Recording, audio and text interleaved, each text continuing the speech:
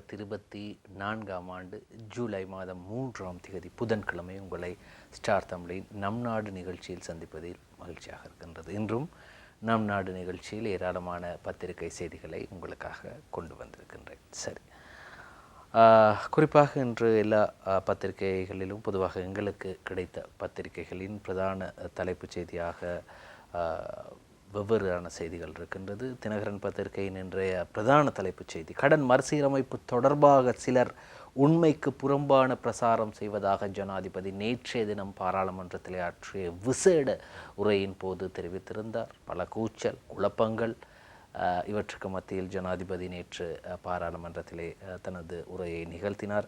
கடனை திருப்பிச் செலுத்த 2028 வரையான சலுகை காலத்தால் நாட்டுக்கு $500 மில்லியன் மீதம் என்றும் ஜனாதிபதி தெரிவித்திருக்கின்றார். அதே போன்று வீரகேசரி பத்திரிகையின் பிரதான தலைப்புச் செய்தியை பார்க்கலாம். சம்பந்தனின் தீர்வு முயற்சியை நிறைவு செய்வது அவசியம், அதுவே நாம் அவருக்கு செய்யக்கூடிய மிக உயர்ந்த பங்களிப்பாகும். ஜனாதிபதி ரணில் விக்ரமசிங்க என்ற செய்தி இன்றைய வீரகேசரி பத்திரிகையின் முன்பக்கத்திலே வெளியாகி இருக்கின்றது.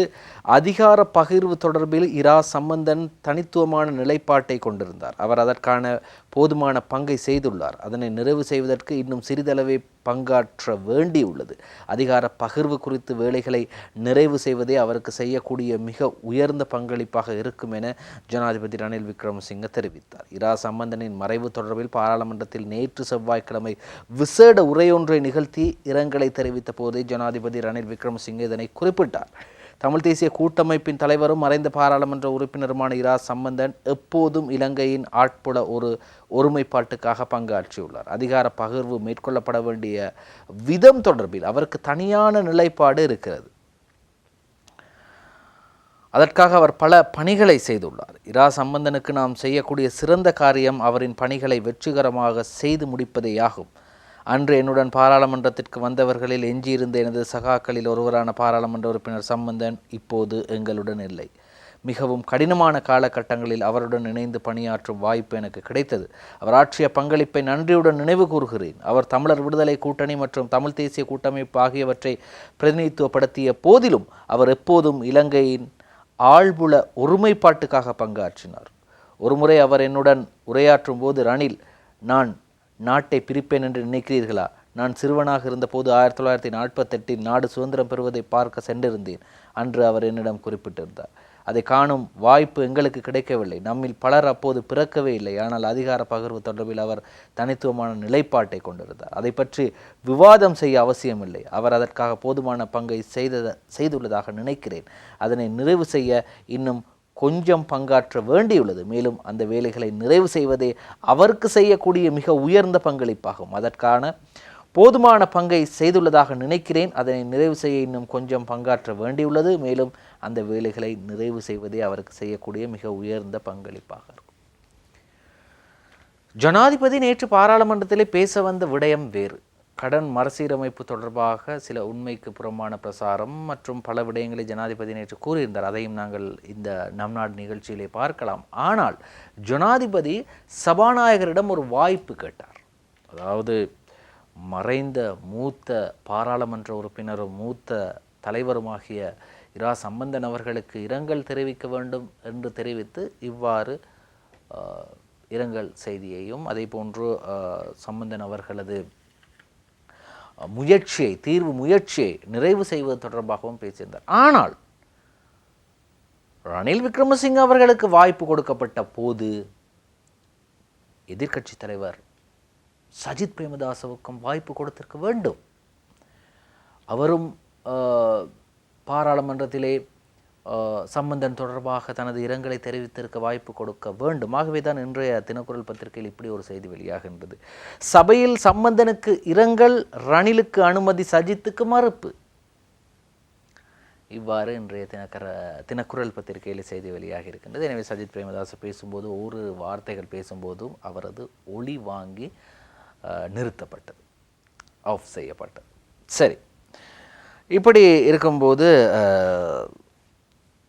வீரகேசரி பத்திரிகையில் அந்த செய்தியை பார்த்தோம். ஜனாதிபதி நேற்று கொழும்பில் பொரளையில் இருக்கக்கூடிய தனியார் மலர்ச்சாலையில் வைக்கப்பட்டுள்ள மூத்த பெருந்தலைவர் சம்பந்தன் அவர்களது பூத உடலுக்கு அஞ்சலி செலுத்தியிருந்தார்.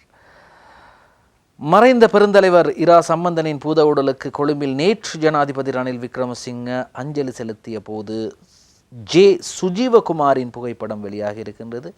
இந்த படத்திலே நாங்கள் காணக்கூடியதாக இருக்கின்றது சம்பந்தன் அவர்களது புதல்வர், அதே போன்று சம்பந்தன் அவர்களது புதல்வி இருவரும் இருப்பதை நாங்கள் காணக்கூடியதாக இருக்கின்றது. இப்படி இருக்கும்போது நேற்றைய தினம் சம்பந்தன் அவர்களது இந்த புகைப்படத்தை, அதாவது சம்பந்தன் அவர்களது பூத உடலுக்கு ஜனாதிபதி ரணில் விக்ரமசிங்க அஞ்சலி செலுத்திய புகைப்படத்தை பார்த்தோம். பதவிக்காலம் நிறைவுக்குள், அதாவது ஜனாதிபதியின் பதவிக்காலம் நிறைவுக்குள் பிரச்சனையை தீருங்கள் என்று குறிப்பிடுகின்றார் சுமந்திரன் அவர்கள். இதே செய்தி இன்றைய தினக்குரல் பத்திரிகையிலும் வந்திருக்கின்றது. ஜனாதிபதியின் பதவிக்காலம் முடிவுக்கு வருவதால் 3 மாதங்களுக்குள் தீர்வை தாருங்கள் என்ற செய்தி இன்றைய தினக்குரல் பத்திரிகையிலும் வந்திருக்கின்றது. நாங்கள் ஏதாவது ஒரு பத்திரிகையிலே நாங்கள் எடுத்துக்கொள்வோம். 2 செய்திகளும் ஒரே செய்திகளாக இருக்கின்றது. ஆகவே நாங்கள் இந்த வீரகேசரி பத்திரிகையை எடுத்துக்கொள்ளலாம். பதவிக்காலம் நிறைவுக்குள் பிரச்சினை தீருங்கள், சுமந்திரன் எம்பி ஜனாதிபதியிடம் சபையில் கோரிக்கை. சம்பந்தனின் ஆயுட்காலத்திலேயே தமிழ் தேசிய பிரச்சினை தீர்க்கப்பட்டிருக்க வேண்டும் என்று இங்கு ஜனாதிபதி கூறினார். அதனால் ஜனாதிபதியின் பதவிக்காலம் நிறைவு பெறுவதற்கு முன்னர் இப்பிரச்சினைக்கு தீர்வு காண நடவடிக்கை எடுக்க வேண்டும் என இலங்கை தமிழரசு கட்சியின் யாழ் மாவட்ட பாராளுமன்ற உறுப்பினரும் ஜனாதிபதி சட்டத்தரணியுமாகிய சுமந்திரன் வேண்டுகோள் விடுத்தார். பாராளுமன்றத்திலே நேற்று செவ்வாய்க்கிழமை இலங்கை தமிழரசு கட்சியின் தலைவர் ரா சம்பந்தன் மறைவு தொடர்பில் ஜனாதிபதி ரணில் விக்ரமசிங்க அனுதாபம் தெரிவித்து உரையாற்றிய பின்னர் அது தொடர்பில் குறிப்பிடுகையில்தான் சுமந்திரன் அவர்கள் இவ்வாறு தெரிவித்தார். சம்பந்தனின் மறைவு தொடர்பாக அனுதாபம் வெளியிட்டமைக்கு ஜனாதிபதி மற்றும் எதிர்க்கட்சித் தலைவர் ஆகியோருக்கு எனது நன்றியை தெரிவித்துக் கொள்கின்றேன். ஜனாதிபதி தனது உரையின் போது தானும் சம்பந்தனும் ஒன்றாக பாராளுமன்றம் வந்தமை தொடர்பில் குறிப்பிட்டதுடன் சம்பந்தனின் ஆயுட்காலத்திலேயே தமிழ் தேசிய பிரச்சினை தீர்க்கப்பட்டிருக்க வேண்டும் என்று துரதிருஷ்டவசமாக அவர் மறைந்து விட்டார் எனவும் குறிப்பிட்டார். இந்நிலையில் நான் மீண்டும் வலியுறுத்தி கூறுவது என்னவென்றால், தற்போதைய ஜனாதிபதியின் பதவிக்காலம் முடிவதற்கு முன்னர், அதாவது இந்த வருடம் அக்டோபர் முடிவதற்கு முன்னர் இப்பிரச்சனை தீர்க்கப்பட வேண்டும் என்று வினயமாக கேட்கின்றேன். நாட்டு மக்கள் அனைவரும் திருப்தியடையும் வகையில் இந்த பிரச்சனை தீர்க்கப்பட வேண்டும் என்றும் சுமந்திரன் அவர்கள் கேட்டுக்கொண்டார். ஒரு மனிதன் அவர் உயிரோடு எங்களோடு வாழும்போது அவரது ஆசைகள், அவரது கனவுகள், அவரது முயற்சிகள் இவற்றை எங்களால் செயற்படுத்த முடியாமல் போகலாம். ஆனால் அவருடைய அந்த ஆசைகளும் முயற்சிகளும் கனவுகளும் என்றாவது ஒரு நாள் பூர்த்தி செய்யப்பட வேண்டியவை. அவர் உயிரோடு இருந்திருக்கும் சந்தர்ப்பத்திலே பூர்த்தி செய்யப்பட்டிருக்க வேண்டியவை செய்யப்படவில்லை என்பதிலே மிகப்பெரிய ஒரு கவலை அனைத்து தமிழர்களிடமும் இருக்கிறது. சரி, இப்படி இருக்கும்போது கொழும்பில் இருக்கக்கூடிய ஒரு தனியார் மலர்ச்சாலையில் வைக்கப்பட்டுள்ள பெருந்தலைவர் இரா சம்பந்தன் அவர்களது பூத உடலுக்கு அஞ்சலி செலுத்தியவர்களின் புகைப்படங்கள் வெளியாக இருக்கின்றது. முன்னாள் ஜனாதிபதிகள், பிரதமர், எதிர்க்கட்சி தலைவர், முன்னாள் ஜனாதிபதி மஹிந்த ராஜபக்ச அவர்கள், அதே போன்று முன்னாள் ஜனாதிபதி மைத்திரிபால சிறிசேன அவர்கள், அதே போன்று எதிர்க்கட்சி தலைவர் சஜித் பிரேமதாஸ் அவர்கள், அதே போன்று முன்னாள் நீதியரசரும் யாழ் மாவட்ட பாராளுமன்ற உறுப்பினருமாகிய விக்னேஸ்வரன் அவர்கள், அதே போன்று ஸ்ரீலங்கா முஸ்லீம் காங்கிரஸ் தலைவர் ரவுஃப் ஹக்கீம் அவர்கள், அதே போன்று தமிழ் முற்போக்கு கூட்டணி தலைவர் மனோ கணேசன் அவர்கள், வஜிரயாப்பா பேவர்தன பாராளுமன்ற உறுப்பினர், அதே போன்று அங்கஜன் ராமநாதன், டலசல பெரும, அதே போன்று திகாம்பரம், உதயகுமார், சாணக்கியன், அதே போன்று இங்கே நாங்கள் காணக்கூடியதாக இருக்கின்றது முன்னாள் பாராளுமன்ற உறுப்பினர் விஜயகலா மகேஸ்வரனும் வருகை தந்திருக்கின்றார். அதே போன்று நாம் காணக்கூடியதாக இருக்கின்றது பாராளுமன்ற உறுப்பினர்களும், அதே போன்று கிழக்கு மாகாண ஆளுநர் செந்தில் தொண்டமான், அதே போன்று தமிழரசு கட்சியின் பாராளுமன்ற உறுப்பினர் ஸ்ரீதரன், எல்லோரும் அவர்களது அஞ்சலியை செலுத்தியிருந்தார்கள். இந்த நேரத்தில் சம்பந்தன் பூத உடலுக்கு பெருமளவான ஒரு அஞ்சலி என்ற ஒரு செய்தி வெளியாக இருக்கின்றது. அமெரிக்க தூதுவர் ஜூலி ஷங் அவருக்கு அஞ்சலி செலுத்த வருகை தந்தார். நாட்டுக்கும் தமிழ் மக்களுக்கும் பேரிழப்பு எனவும் தெரிவிப்பு. இலங்கை தமிழரசு கட்சியின் சிரேஷ்ட தலைவரும் திருகோணமலை மாவட்ட பாராளுமன்ற உறுப்பினருமான இரா சம்பந்தனின் பூதவுடல் பொரல்ல AF ரேமன் மலர்ச்சாலையில் நேற்றைய தினம் பொதுமக்கள் அஞ்சலிக்காக வைக்கப்பட்டிருந்தது. இந்நிலையில் ராஜதந்திரிகள், ஆளும் எதிர்க்கட்சியின் அரசியல் பிரமுகர்கள், பொதுமக்கள் என பல தரப்பினரும் இந்த இறுதி அஞ்சலி செலுத்துவதற்காக வருகை தந்திருந்தார்கள். இப்படி இருக்கும்போது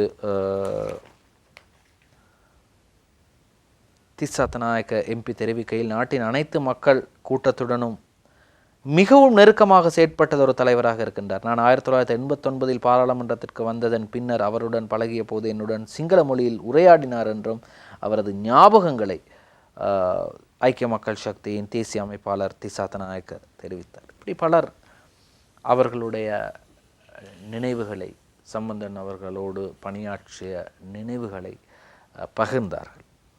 இப்படி இருக்கும்போது பாராளுமன்றத்திலே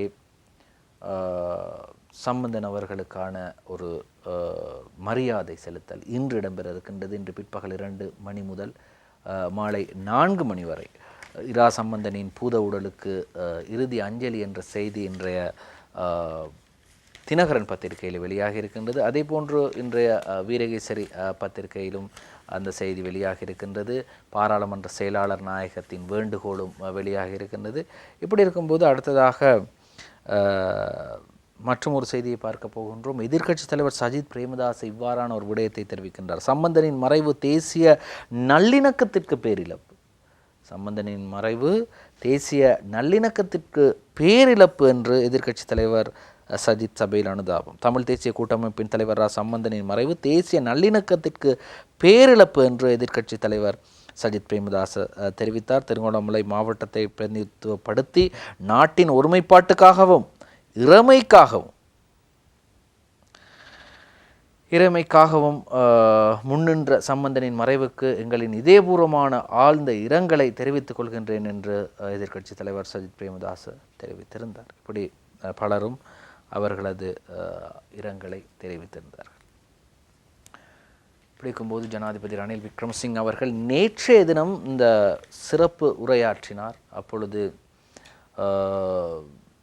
எதிர்க்கட்சித் தலைவர் சஜித் பிரேமதாச கூறினார், நீங்கள் இந்த வெளிநாட்டு கடன் மறுசீரமைப்பு தொடர்பாக நீங்கள் கூறுகின்றீர்கள், அல்லது IMF உடனான ஒப்பந்தம் தொடர்பாகவும் நீங்கள் பேசியிருக்கின்றீர்கள். குறிப்பாக இந்த வெளிநாட்டு கடன் மறுசீரமைப்புகளை நாங்கள் பார்க்கும்போது இதற்கு முன்னர் IMF உடன் ஒப்பந்தத்தை மேற்கொண்டு வெளிநாட்டு கடன் மறுசீரமைப்பு செய்த பல நாடுகளுக்கு கிடைத்த சலுகைகள் இலங்கைக்கு கிடைக்கவில்லை ஐயா என்று சஜித் பிரேமதாஸ் ஜனாதிபதிக்கு முன் அமர்ந்திருந்தார். அதாவது எதிர்க்கட்சியில் இருந்து அந்த கேள்வியை கேட்டிருந்தார். கானா, அர்ஜென்டினா போன நாடுகளுக்கு கிடைத்த இந்த வரப்பிரசாதம் ஏன் இலங்கைக்கு கிடைக்காமல் போனது? ஏன்? அதுக்காக நீங்கள் என்ன செய்ய வேண்டும்? நீங்கள் ஒரு நிதி அமைச்சராக விஜயம் செய்யுங்கள் என்று கூறியதற்கு ஜனாதிபதி சொன்னார், நான் நிதி அமைச்சர், அவ்வாறு நான் விஜயம் செய்ய வேண்டிய அவசியம் இல்லை. அதற்கான விளக்கங்களையும் ஜனாதிபதி கூறினார். என்னுடைய இராஜாங்க நிதி அமைச்சர் இருக்கிறார், அவர் விஜயம் செய்வார், அவர் அதை பார்த்து கொள்வார். ஆனால் நாட்டை கட்டியெழுப்ப எம்முடன் இணையுங்கள் என்ற கோரிக்கையை விடுத்தார். அரசியல் அதிகாரத்துக்காக அன்றி நாட்டுக்காகவே நான் முடிவுகளை எடுக்கின்றேன் என்கிறார் ஜனாதிபதி. நாட்டை மீள கட்டியெழுப்பும் சவாலான முயற்சியில் கட்சி நிற வேறுபாடின்றி இணையுமாறு நாட்டை நேசிப்பவர்கள் அனைவருக்கும் அழைப்பு விடுக்கிறேன்.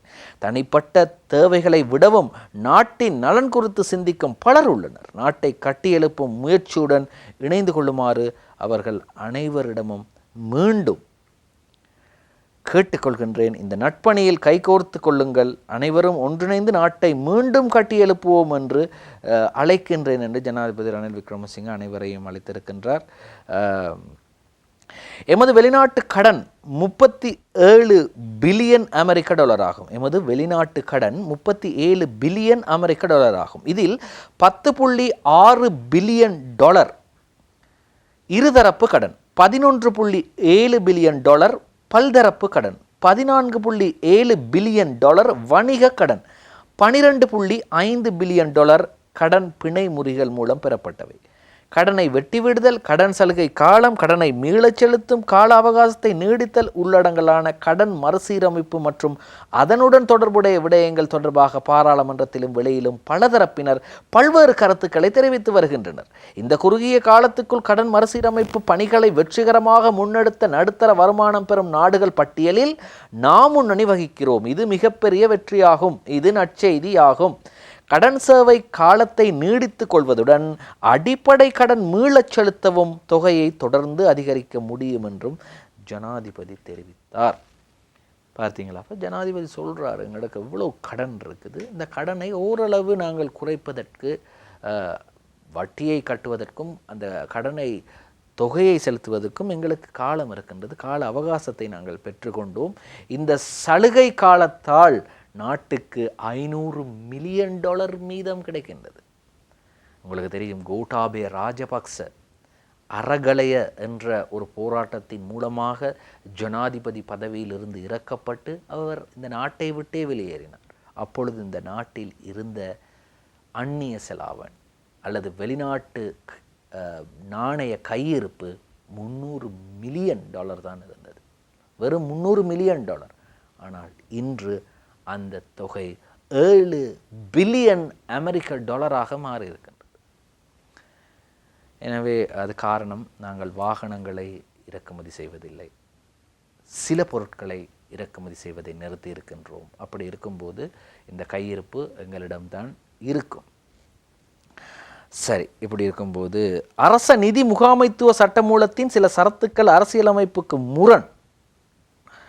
விசேட பெரும்பான்மை சர்வஜன வாக்கெடுப்பு அவசியம் உயர்நீதிமன்றம் அறிவித்துள்ளதாக சபாநாயகர் தெரிவிப்பு. உயர்நீதிமன்றத்தின் சவாலுக்கு உட்படுத்தப்பட்ட அரச நிதி முகாமைத்துவம் சட்டமூலத்தின் சில சரத்துக்கள் பாராளுமன்றத்தில் விசேட பெரும்பான்மையுடன் சர்வஜன வாக்கெடுப்பின் மூலமும் நிறைவேற்றப்பட வேண்டும் என உயர்நீதிமன்றத்தால் அறிவிக்கப்பட்டுள்ளதாக சபாநாயகர் மஹிந்த யாப்பா அபேவர்தன தெரிவித்தார். பாராளுமன்றத்தில் நேற்று செவ்வாய்க்கிழமை அமர்வில் சபாநாயகரின் அறிவிப்பின் போதே இவ்வாறு அவர் குறிப்பிட்டிருக்கின்றார். அதே நேரத்தில்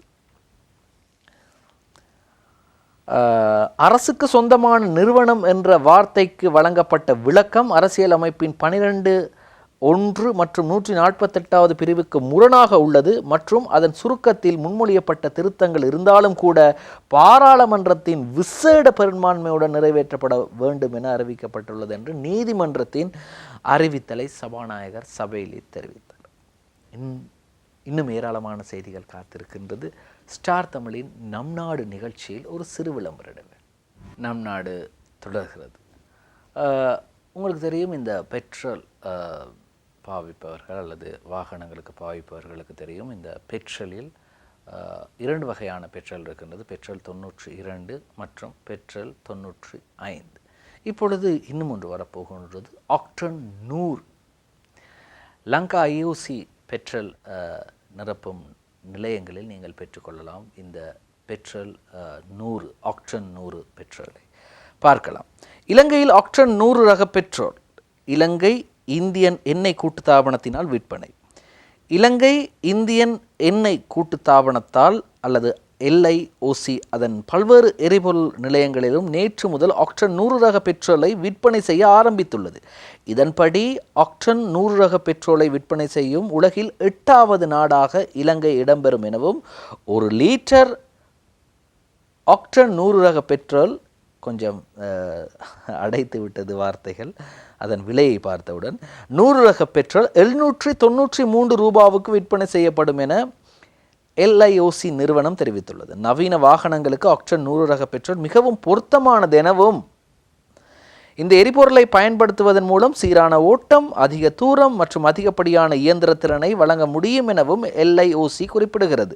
ஜெர்மனி, ஐக்கிய அமெரிக்கா, கிரேக்கம், மலேசியா, இந்தோனேஷியா, இஸ்ரேல், இந்தியா ஆகிய நாடுகளுக்கு அடுத்து ஆக்டன் 100 ரக பெட்ரோலை விற்பனை செய்கின்ற நாடாக இலங்கை விளங்குகின்றது. அதாவது 8வது நாடாக இந்த ஆக்டன் 100 ரக பெட்ரோலை விற்பனை செய்யும் நாடாக இலங்கை மாறியிருக்கின்றது. எனவே சாதாரண வாகனங்களுக்கு இதை நினைத்து கூட பார்க்க முடியாது. காரணம், அது அதிகமான தொகை, $793 ரூபாய். நல்ல மைலேஜ், கிலோமீட்டர் தூரத்தை உங்களுக்கு தரும். அதே போன்று சேர்த்திறனாக இருக்கும் என்று பல்வேறு விடயங்கள் கூறப்பட்டிருக்கிறது. சொகுசு வாகனங்கள் இருப்பவர்கள், அதே போன்று இதிலே குறிப்பிடப்பட்டிருக்கும் வாகனங்களான நவீன வாகனங்களுக்கு பாவித்து பாருங்கள் என்று கூறிக்கொண்டு அடுத்ததாக மற்றும் ஒரு செய்திக்கு செல்கின்றோம். இந்த ஈழத்தமிழர்கள் எல்லா இடத்திலும் தங்களது பெருமையை நிலைநாட்டி வருகின்றார்கள். அப்படி என்றால் பார்க்கலாம், நாங்கள் சர்வதேச ரீதியிலும் சரி, அதே போன்று சர்வதேச விளையாட்டு துறையிலும் சரி, சர்வதேச கலை கலாச்சாரத்துறையிலும் சரி, அதே போன்று அரசியல் துறையிலும் தங்களது ஈடுபாடுகளை காட்டி அதிலே வெற்றி கண்டு வருகிறார்கள். அந்த வகையில் நாளைய பிரிட்டன் தேர்தலில் ஈழத்தமிழர்கள் அறுவர் போட்டி. சர்வதேச மட்டத்தில் மிகுந்த எதிர்பார்ப்பை ஏற்படுத்தியிருக்கும் பிரிட்டன் பொதுத் தேர்தல் நாளை வியாழக்கிழமை 4ஆம் தேதி நடைபெற உள்ள நிலையில் முன்னெப்போதையும் விட இம்முறை அதிக எண்ணிக்கையான பிரிட்டன் வாழ் ஈழத்தமிழர்கள் இத்தேர்தலிலே போட்டியிடுகின்றனர். அதன்படி இலங்கையை பூர்வீகமாக கொண்ட அறுவர் பிரிட்டன் பாராளுமன்ற உறுப்பினராக தெரிவாகும் நோக்கில் இந்த தேர்தலில் களமிறங்கியுள்ளனர். தொழிற்கட்சியின் சார்பில் பார்ப்போம் யார் யார் என்று. வீரகேசரி பத்திரிகையின் 9ஆம் பக்கத்திலே இந்த செய்தி தொடர்கின்றது. யார் யார் போட்டியிடுகின்றார்கள் என்று. உமா குமரன் மற்றும் டெவினா பால் கன்சர்வேட்டிவ் கட்சியின் சார்பில் கெவின் ஹரன், த கிரீன் கட்சியின் சார்பில் நாராணி ருத்ரராஜன், லிபரல் டெமோக்ராட்டிக்ஸ் கட்சியின் சார்பில் கமலா குகன் மற்றும் ரிஃபார்ம் யூகே கட்சியின் சார்பில் மயூரன் செந்தில்நாதன் ஆகியோரே நாளைய தினம் நடைபெறவிருக்கும் பிரிட்டன் பொது தேர்தலிலே போட்டியிடும் இலங்கை பின்னணியை கொண்ட தமிழர்கள் ஆவர். அவர்கள் ஈழத்தமிழர் விவகாரம் தொடர்பான தனது அணுகுமுறை மற்றும் போர் குற்றவாளிகளை பொறுப்பு கூறச் செய்வதில் தாம் கொண்டிருக்கும் கடப்பாடு என்பன குறித்து வெளியிட்டிருக்கும் கருத்துக்கள் இன்றைய வீரகேசரி பத்திரிகையிலே வந்திருக்கின்றன. அவர்கள் என்னென்ன நிலைப்பாட்டோடு இருக்கின்றார்கள் என்று, குறிப்பாக உமா குமரன், கெவின் ஹரன், நாரணி ருத்ரராஜன், அதே போன்று டெவினா பால், இவர்களை விட இன்னும் இருவரும், மொத்தமாக 4 பேர் நாளைய தினம் இடம்பெறவிருக்கும் பிரிட்டன் தேர்தலில் போட்டியிடுகின்றார்கள். அவர்கள் 6 பேரும் வெற்றி பெற எங்களுடைய வாழ்த்துக்களை நாங்கள் தெரிவித்துக் கொள்கின்றோம். சரி, நான் முதலில் குறிப்பிட்டிருந்தேன், நாளைய தினம் பாராளுமன்றத்திலே இன்றைய தினம் பாராளுமன்றத்திலே சம்பந்தனுக்கு அஞ்சலி செலுத்துவதற்காக அனைவரையும் பாராளுமன்றம் வருமாறு பாராளுமன்ற செயலாளர் நாயகம் அழைத்திருக்கின்றார். சம்பந்தனுக்கு அஞ்சலி செலுத்தும் நிகழ்வில் கலந்து கொள்ளுங்கள் பாராளுமன்ற செயலாளர் நாயகம். பாராளுமன்றத்தின் முன்னாள் எதிர்க்கட்சி தலைவர் மறைந்த பாராளுமன்ற உறுப்பினர் இரா சம்பந்தனின் பூதவுடலுக்கு இன்று பாராளுமன்றத்தில் இறுதி அஞ்சலி செலுத்தப்படவிருப்பதால் இதில் கலந்து கொள்ளுமாறு பாராளுமன்ற செயலாளர் நாயகம் குஷானி ரோஹண தீர சகல பாராளுமன்ற உறுப்பினர்களிடமும் கோரிக்கை விடுத்துள்ளார். இரா சம்பந்தனின் பூதவுடல் இறுதி அஞ்சலிக்காக பிற்பகல் 2 மணி முதல் 4 மணி வரை பாராளுமன்றத்தின் பிரதான கேட்போர் கூடத்தில் வைக்கப்பட உள்ளது.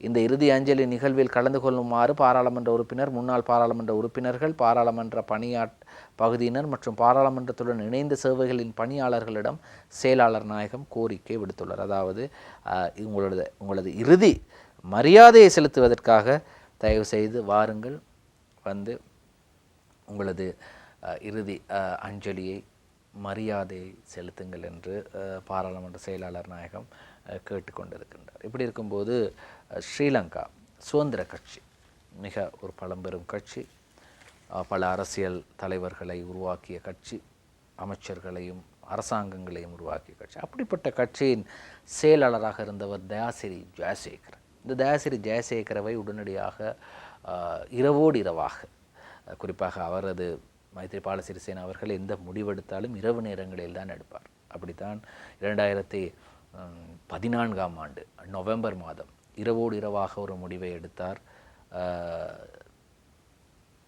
ஸ்ரீலங்கா சுதந்திர கட்சியின் செயலாளர் பதவியிலிருந்து உடனடியாக இரவோடு இரவாக மறுநாள் அவர் அறிவித்தார், நான் இன்று முதல் ஜனாதிபதி வேட்பாளராக களமிறங்கப் போகிறேன் என்பதை அறிவித்தார்.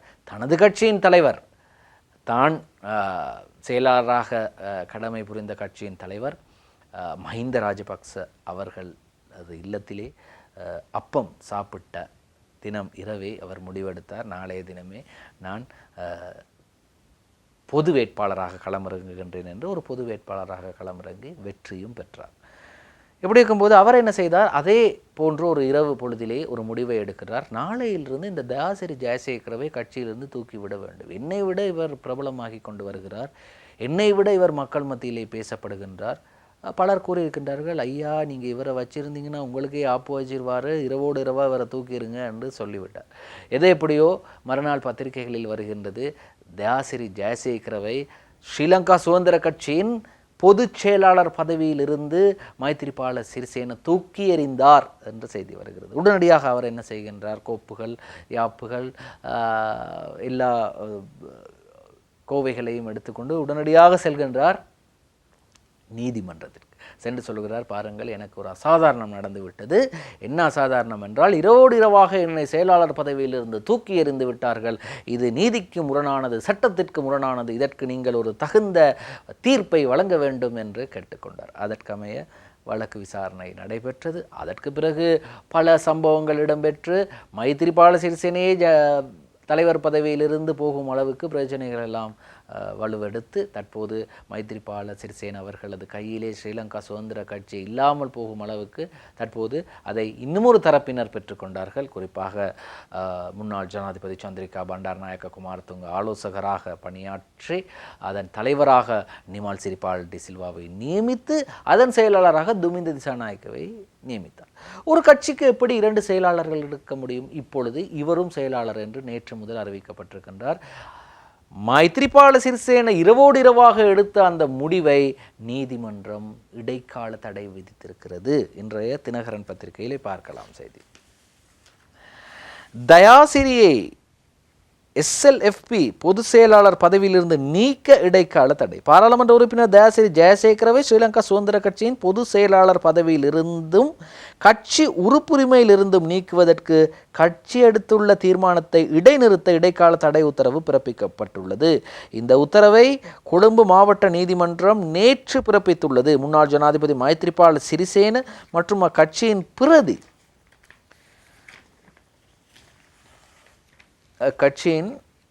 பிரதி செயலாளர் சரத் ஏக்கநாயக்க ஆகியோரை பிரதிவாதிகளாக்கி பாராளுமன்ற உறுப்பினர் தயாசிரி ஜெயசேகர் இந்த வழக்கை தாக்கல் செய்திருந்தார். இந்த வழக்கை பரிசீலித்த கொழும்பு மேலதிக மாவட்ட நீதிபதி அனுர விக்ரமசிங்க இத்தடை உத்தரவை பிறப்பித்துள்ளார். வழக்கு விசாரணை நிறைவடைந்து இந்த தீர்மானம் வழங்கப்படும் வரை இந்த தடை உத்தரவு அமலில் இருக்கும் எனவும், இந்த உத்தரவின்படி ஸ்ரீலங்கா சுதந்திர கட்சியின் செயலாளர் நாயகமாக தயாசிரி ஜெயசேகர் செயற்படுவதற்கு எவ்வித தடையும் இல்லை எனவும் நீதிபதி தெரிவித்துள்ளார். இப்போ என்ன செய்ய போகிறாங்க? ஏற்கனவே கட்சியை எடுத்து விட்டார்கள், கட்சியின் அதிகாரத்தை எடுத்து விட்டார்கள். இவரும் தற்போது செயலாளர் என்று வந்து நிற்கப் போகின்றார். அங்கே ஏற்கனவே ஒரு செயலாளர் அமர்ந்திருக்கின்றார். இப்படி கட்சிக்குள் பிரச்சனையாக இருக்கின்றது. தேசிய அரசாங்கம் ஒன்று அமைப்பதற்கு ஆவலாக இருக்கின்றோம், வாரீங்களா என்று ஒரு டீல் பேசியிருக்கிறார்கள் ஐக்கிய மக்கள் சக்தியோடு. அதாவது SJB என்று கூறப்படுகின்ற சஜித் பிரேமதாச தலைவராக இருக்கக்கூடிய சமகி ஜன பலவேகிய கட்சியோடு ஒரு டீல் பேசியிருக்கிறாங்க அரசாங்கம். அவங்க சொல்லிவிட்டாங்க, மன்னிக்கவும், எங்களால் இந்த தேசிய அரசாங்கத்தை அமைக்க எங்களது ஆதரவு இல்லை. சஜித் தரப்பு தீர்மானம், தினக்குரல் பத்திரிகையில் செய்தி வந்திருக்கின்றது, தேசிய அரசு அமைக்க ஆதரவில்லை, சஜித் தரப்பு தீர்மானம் என்ற செய்தி வந்திருக்கின்றது. எனவே தேசிய அரசாங்கம் கதையும் இல்லை. அப்படி என்றா இப்போ அடுத்த இந்த பாடசாலை பிள்ளைகளுக்கு வந்து கேள்விகள் கேட்கும்போது 4 விடைகளில் ஒன்றை தெரிவு செய்ய வேண்டும் என்று சொல்லுவாங்க. இப்போ தேசிய அரசாங்கமும் இல்லை, சட்டமா அதிபரது காலத்தை நீடித்து, பதவி காலத்தை நீடித்து ஜனாதிபதி இன்னும் ஒரு வருடம் அவரது பதவி காலத்தை நீடிக்க முடியுமா என்று பார்த்தார், அதுவும் சரிவில்லை. செயலாளர் நாயகமாக இருக்கக்கூடிய ஐக்கிய தேசிய கட்சியின் செயலாளர் நாயகம் பாலித்த ரங்கே பண்டாரவிடம் கூறி ஒரு செய்தியை நாட்டு மக்களுக்கு தெரிவித்தார், அல்லது அது பகிரப்பட்டது. எவ்வாறு என்றால் 2 வருடங்களுக்கு இந்த பதவி காலத்தை ஜனாதிபதியினதும் அதே போன்று பாராளுமன்றத்தின் பதவி காலத்தையும் நீடிப்பதற்கு ஒரு முயற்சி எடுத்தது, அதுவும் தோல்வியடைந்தது. இப்பொழுது 3 முயற்சிகள் தோல்வியடைந்து விட்டது. இப்போ 4வது முயற்சி என்ன? தேர்தலை வைத்துத்தான் ஆக வேண்டும். சீமான் சொல்வதை போன்று வாய்ப்பே இல்லை ராஜா என்று சொல்வதை போன்று தேர்தலை வைத்துதான் நீங்கள் ஆக வேண்டும். அப்படி தேர்தல் நடந்தால் என்ன நடக்கும் என்று இப்பொழுது ஊகங்கள் வெளியாகி கொண்டிருக்கின்றது. ஸ்ரீலங்கா பொதுஜன பெரமுன மிக திட்ட தெளிவாக கூறிவிட்டார்கள். நேற்று கூட மஹிந்த ராஜபக்ச முன்னாள் ஜனாதிபதி தெரிவிக்கிறார், தயாராக இருக்கிறார். நிறைய தலைவர்கள் இருக்கிறாங்க, நிறைய போட்டியாளர்கள் இருக்கிறாங்க, நிறைய வேட்பாளர்கள் எங்கள் கட்சியில் இருக்கிறாங்க, அவர்கள் யார் என்று சொல்வதற்கு நேரம் வர வேண்டும் என்று சொல்கிறாங்க. எனவே அந்த நேரத்துக்காக நாங்களும் காத்திருக்கின்றோம். தம்மிக பெரேரா சொல்கிறாரு, நான் தயாராக இருக்கின்றேன். 10 நிபந்தனைகள் விதித்தார்கள் ஸ்ரீலங்கா பொதுஜன பெரமுன மொட்டு கட்சியினர். என்னிடம் ஜனாதிபதி வேட்பாளராக வர வேண்டும் என்றால் 10 நிபந்தனைகள் விதித்தார்கள். அந்த 10ஐயும் நான் நிறைவேற்றியிருக்கிறேன். ஆனால் அவர்களுடைய அறிவிப்புக்காக காத்திருக்கின்றேன், ஜனாதிபதி வேட்பாளராக என்னை தெரிவு செய்வார்களா என்று. இன்னும் ஒரு முக்கியமான செய்தி வெளியாக இருக்கின்றது தினக்குரல் பத்திரிகையில். வேறு வழியில் திரும்பி செல்ல முற்பட்டால் 25 தொடக்கம் 30 வருடங்களுக்கு மீட்டெடுக்க முடியாத நிலைக்கு நாடு தள்ளப்படும். இது கொஞ்சம் பயங்கரமான செய்தியாக இருக்குது. அரசியல் அதிகாரத்திற்காகவோ அரசியல் பிரசித்தத்திற்காகவோ நான் தீர்மானங்களை எடுப்பதில்லை. ஏனெனில் கடந்த 2 வருடங்கள் நான் அரசியல் செய்யவில்லை. தொங்கு பாலத்தின் கஷ்டமான பயணத்தில் தொடர்ந்து செல்ல வேண்டியுள்ளது. யார் ஆட்சிக்கு வந்தாலும் திரும்பி வர முடியாது. மீண்டும் வேறு வழியில் செல்ல முற்பட்டால் 25 தொடக்கம் 30 வருடங்களுக்கு மீட்டெடுக்க முடியாத நிலைக்குள் நாடு தள்ளப்படும். அப்படி என்றால் என்ன சொல்றாரு? திட்ட தெளிவாக சொல்றாரு. இப்பொழுது எடுத்திருக்கக்கூடிய இந்த கடன் மறுசீரமைப்பு ஒப்பந்தங்கள், இப்பொழுது நாங்கள் நடைமுறைப்படுத்தக்கூடிய IMF நிகழ்ச்சி திட்டங்கள் அல்லது IMFின் கோரிக்கைகள், இவற்றில் இருந்து நாங்கள்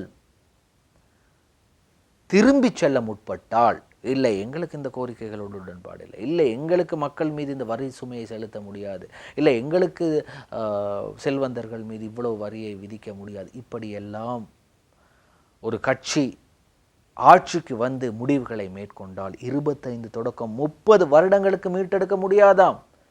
நாங்கள் எல்லாம் இல்லாமல் போய்விடுவோம். எங்களது குழந்தைகள், அவர்களது பரம்பரை, அவர்களது தலைமுறை எல்லோருக்கும் என்ன நடக்கப் போகின்றது? நாட்டை மீட்டெடுக்கவே முடியாத நிலைக்கு நாங்கள் தள்ளப்படும்.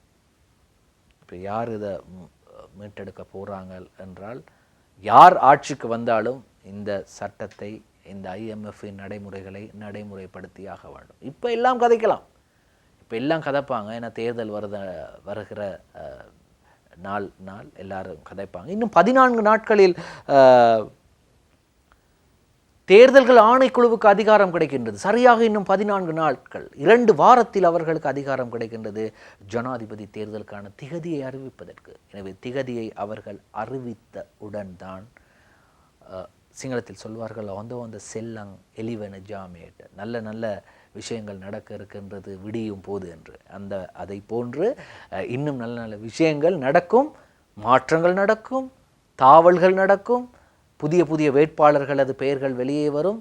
அதே போன்று மிகிந்தல தேரர், இன்றைய லங்காதீப பத்திரிகையிலே செய்தி வெளியாக இருக்கின்றது, மிகிந்தல தேரர் குறிப்பிட்டிருக்கின்றார், நானும் களமிறங்க போகின்றேன் ஜனாதிபதி வேட்பாளராக என்று. இன்னும் நிறைய ஜனாதிபதி வேட்பாளர்கள் வரப்போகின்றார்கள். சரி, இன்றும் ஸ்டார் தமிழின் நம் நாடு நிகழ்ச்சியில் ஏராளமான செய்திகளை உங்களுக்காக கொண்டு வந்தோம். நாளைய தினமும் உங்களை சந்திப்போம் என்ற நம்பிக்கையில் இன்றும் தயாரிப்பில் கவின் சாந்த் உதவியிருந்தார். மற்றும் ஒரு ஸ்டார் தமிழின் நம் நாடு நிகழ்ச்சியில் உங்களை சந்திக்கும் வரை விடைபெறுகின்றோம். நன்றி, வணக்கம்.